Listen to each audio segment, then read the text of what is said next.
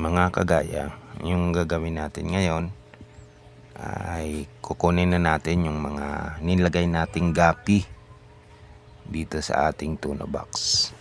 Ayan. Gawa ng lilinisin natin. Bago natin linisin yan, kukunin muna natin yung ating mga gapi sa ating tuna box. Ayan.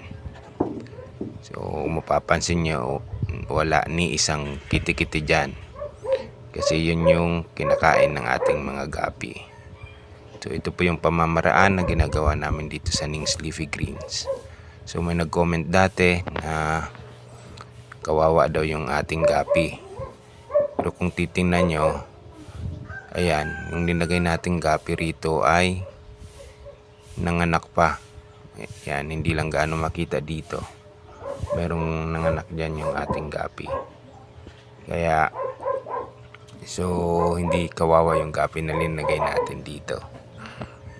Buhay po yung gapi, hindi namatay.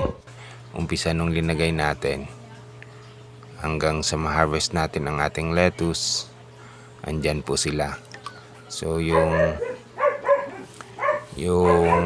purpose nila is kainin yung mga kiti-kiti. Gawa na itong ating greenhouse dito sa baba.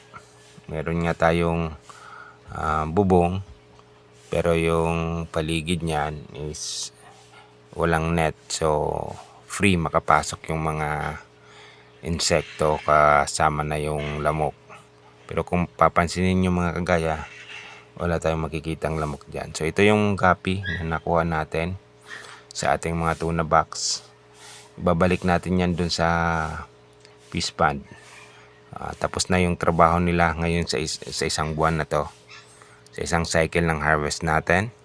So lilinisin natin yan pagkatanim natin uli. Pag nagbawas naman tayo ng isa sa pagitan, maglalagay ulit tayo ng gapi. Yun lamang mga kagaya, maraming salamat.